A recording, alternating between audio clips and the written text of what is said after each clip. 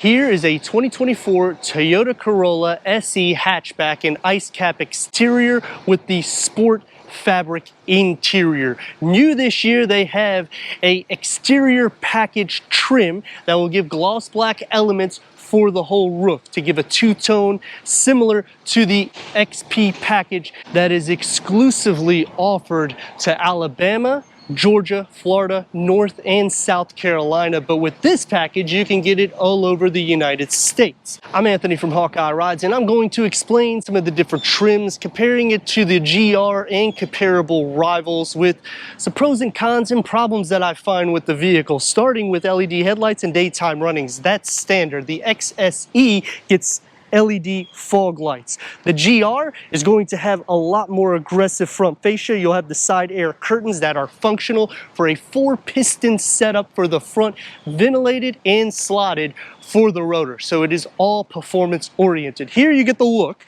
So you got the gloss black for the grille, 5.1 inches clearance. That's standard across the board. Another feature that the GR will offer is you can have a bulge on the hood that is functional for that turbo 3-cylinder engine. Here it's going to house a 2.0 liter dynamic 4-cylinder with 169 horsepower, 151 pound-feet of torque paired to a CVT transmission. Whereas that going to get 300 horsepower on the GR, 295 pound-feet of torque, 6-speed manual in the 0 to 60, 4.99.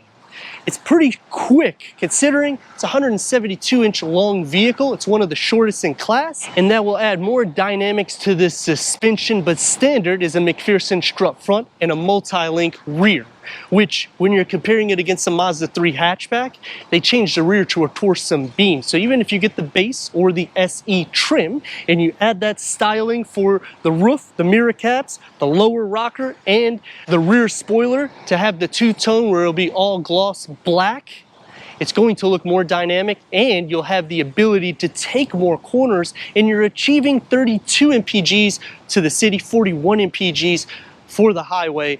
So it's sipping fuel also. 16-inch alloy wheels is standard. 18-inch will go up the tier, Nightshade Edition and the XSE as well. When you're putting that package on this for the Nightshade or the blacked out package, I like to call it, you're gonna get bronze 18-inch wheel. 15-spoke wheel will be on the GR. The lower rocker will be the most aggressive on the GR, which you would expect that, but they still keep the style for the hatchback, which when I'm looking at the Civic or the Mazda 3, this one's gonna look the sportiest. So the characteristics come into play. The C-structure taillights, I like that you get the gloss black elements on the top, and everything keeps a dynamic style except for the lower. You have to go to the GR in order to get those tri-exhaust outlets, which will be the most aggressive in segment, and it'll have the little air vent pocket. It's just a little bit more athletic, but you're still, yet again, getting the most sporty vehicle in class. It's not going to be the fastest, but it's definitely going to be one of the best sipping fuel. Quick release to go into 17.8 cubic feet of storage. The nice thing about the Corolla is they offer a delete, which you would not get a spare tire. We have the spare tire, but if you do the delete, you'll add 6 cubic feet of storage. Split fold the rear bench if you're tall like me in the back, or you'll have to go to the back seat at a 40-60 split. That's going to increase the cargo to the Corolla. Let's go inside, start it up so you can hear that exhaust note.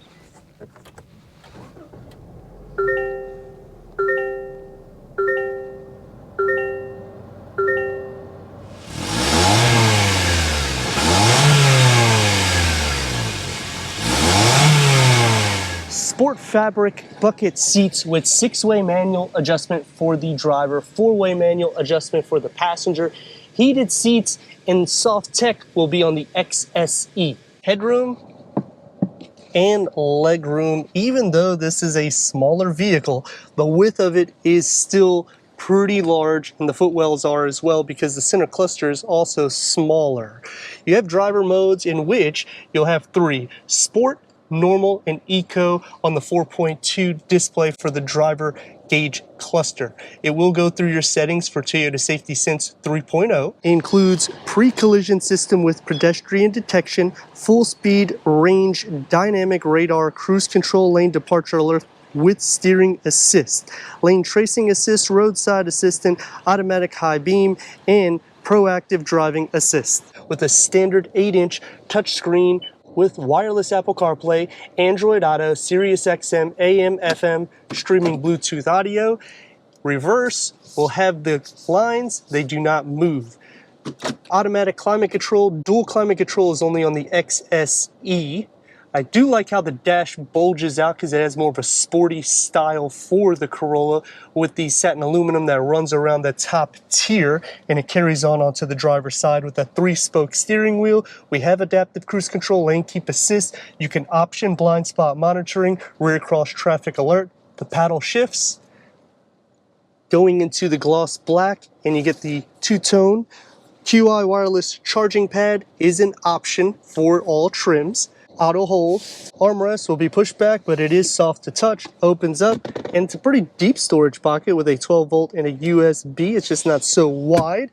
The key fob for the Corolla. And the door panel and dashboard more or less configure into each other, and I like how it hides underneath the second window. It's going to be more of your everyday materials, but it's going to be soft where it needs to be. One touch up and down for all the windows, unlike Honda. In the storage, you can have about 2 beverages that's carved out with the standard 6-speaker audio sound system, manual adjustment for the rear view mirror, and no moonroof. For the back seat, headroom is still good even though this is a hatchback. Legroom is going to be a little bit more tight. The Honda Civic hatch will have a little bit more leg space, storage beyond both of the front seats with USB ports, armrests with cup holders, and the door is going to have the same material that's found in the front, except you only have a cup or bottle holder here, soft to touch where it needs to be. The floor is not completely flat, so we're going to have to slide over. I have the passenger seat pushed back more so you can see that this does make it a little bit more difficult. As for the rails for the front seats, they are pushed backwards a little bit too much, so I am sharing feet space. Butt and shoulder space will also be tight because of the hatchback, but headroom, it's doable for a quick drive.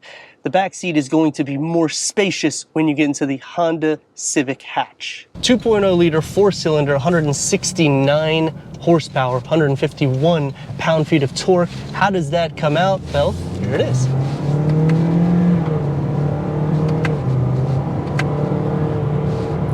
CVT transmission, it does a decent job with the gear ratios. It's not going to be as fast as the 6-speed manual GR. You're not expecting that because it's almost a his and her price. The engine will filter in through the interior, and most of the road noise will also. The sound deadening is okay, and you're kind of expecting that because you are lower to the ground. 16-inch wheels, even if you go to the 18-inch, you're not really going to feel too many imperfections. The suspension setup on the Corolla is really good in the sense that I feel it's better than the Mazda 3 because it's a multi-link rear suspension. It's going to take me to some pros and cons. Starting off with the pros on the Corolla.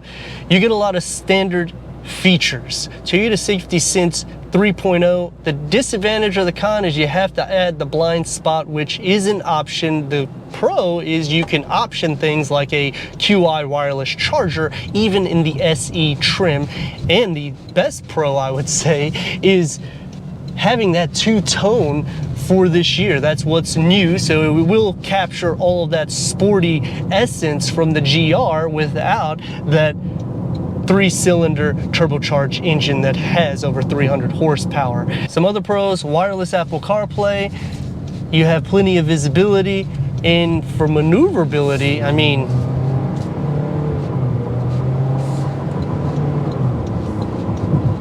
I can move in and out freely, and a lot of that is done because of the multi-link rear suspension, in which if you want to do cornering, you can kind of do a little bit of that. It's not a perfect 50-50 weight distribution, so don't go crazy, and this is not the GR. Turn radius at a stop point is going to receive about 2-ish lanes. Let's rock and roll.